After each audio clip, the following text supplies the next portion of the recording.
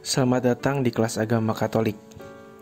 Kini kita memasuki bagian terakhir dari bab ke-6, Yesus mewartakan dan memperjuangkan kerajaan Allah, dengan subtema sengsara, wafat, dan kebangkitan Yesus.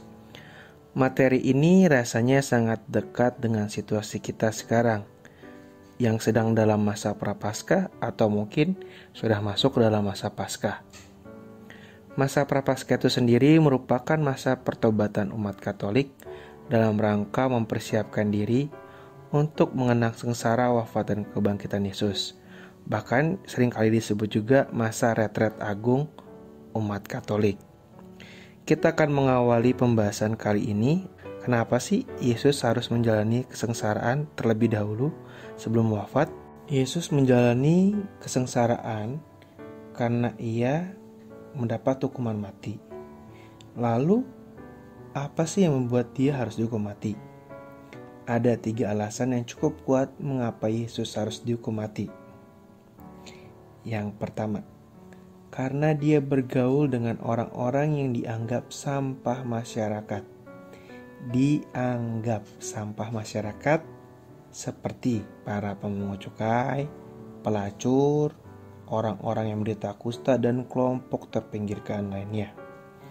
Tindakan Yesus bergaul dengan mereka itu sebenarnya ingin menyatakan bahwa setiap manusia itu punya martabat yang sama dan melakukan kesalahan pun bisa bertobat lalu memperbaiki diri. Alasan yang kedua kenapa Yesus dihukum mati yaitu karena dia dianggap melanggar hukum Taurat, seperti saat ia menyembuhkan orang lumpuh di hari Sabat, dan juga saat ia membiarkan para muridnya makan pada hari Sabat. Di sini maksudnya Yesus itu punya tujuan untuk menjunjung tinggi kemanusiaan, lebih dari sekadar menjalani peraturan saja, karena hukum itu ada untuk manusia, bukan manusia untuk hukum. Alasan terakhir yang membuat Yesus dihukum mati adalah dia dianggap mencampuri urusan pemuka agama, karena pengajaran Yesus seringkali berbeda, bahkan tidak jarang bertolak belakang dengan apa yang diajarkan dan dijalankan oleh para pemuka agama. Terutama hal yang paling penting adalah pernyataan bahwa Yesus adalah Mesias, Sang Juru Selamat yang dinanti-nantikan oleh mereka semua. Para pemuka agama ini menganggap bahwa Yesus membawa dampak buruk bagi kepercayaan mereka, karena mereka merasa Yesus ini dari mereka juga, mereka kenal latar belakangnya, gak mungkin Yesus ini juru selamat. Kurang lebih seperti itu. Menjalani kisah sengsara merupakan hal yang sangat menyiksa. Lalu kenapa sih Yesus tetap menjalankannya? Bukannya kalau dia punya kekuatan yang lebih dari orang pada umumnya, dia tidak perlu sakit-sakit terlebih dahulu ya untuk wafat. Nah, begini penjelasannya. Yang pertama, karena konsekuensi dari pewartaan kerajaan Allah.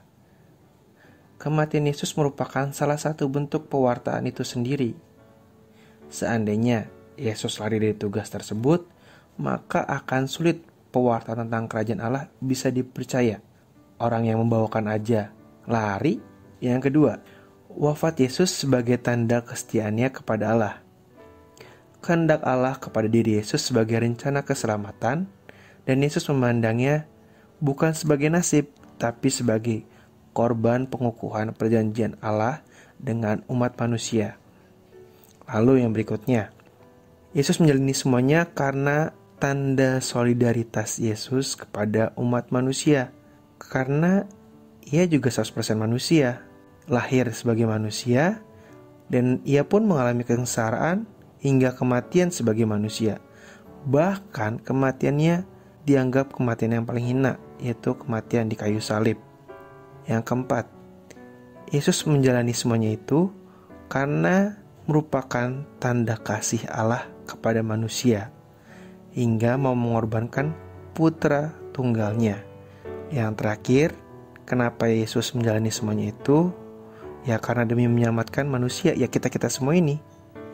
Wafat Yesus yang mengalami penderitaan sebelumnya bukan sebuah bentuk kebetulan, melainkan bagian dari misteri penyelamatan ilahi.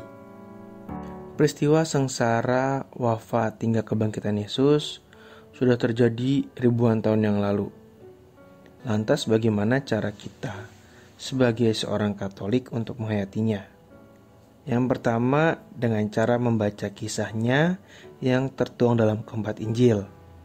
Di video sudah diberikan perikop-perikopnya mana aja dari keempat Injil tersebut, juga ada di buku cetak. Selain itu juga pada saat ibadat Jumat Agung, kita pun bisa mendengarkan kisah sengsara yang dinyanyikan, yang biasa kita kenal dengan sebutan Pasio.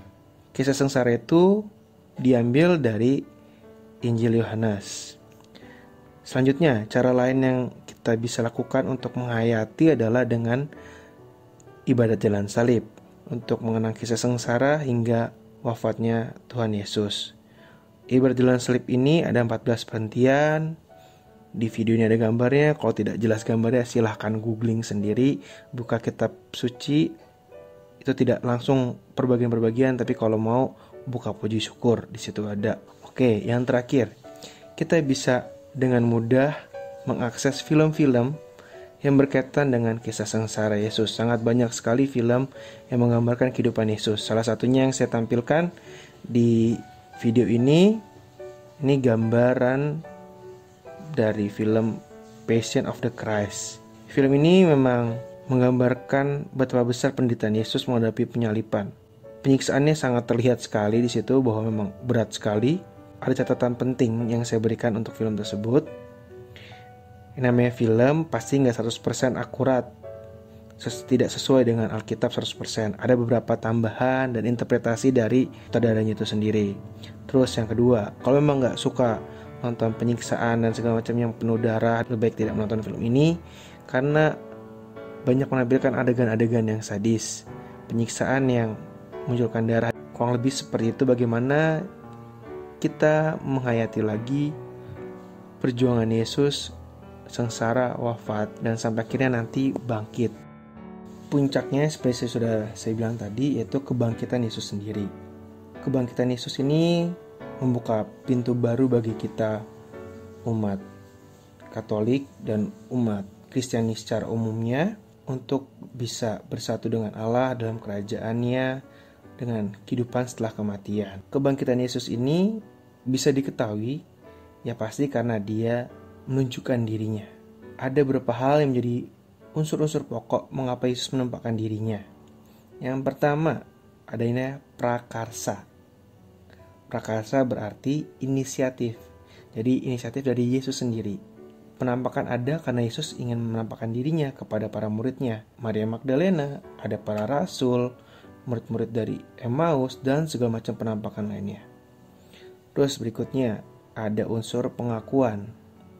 Jadi dengan Yesus menampakkan diri dan disaksikan oleh orang-orang yang melihat kematiannya atau wafatnya, dia akan dikenal sebagai Kristus dan Tuhan. Lalu yang terakhir, unsur yang membuat penampakan itu ada adalah kesaksian. Kesaksian dari para rasul yang melihat kebangkitan Yesus, dan juga murid-murid lainnya seperti yang tadi. Kesaksian para rasul ini membuat berita semakin menyebar bahwa Yesus bangkit, yang membuat bahwa iman mereka semakin tebal lagi dan percaya bahwa memang Yesus benar-benar sepenuhnya anak Allah. Demikian, sampai di sini akhir dari bab 6. Terima kasih, Tuhan memberkati.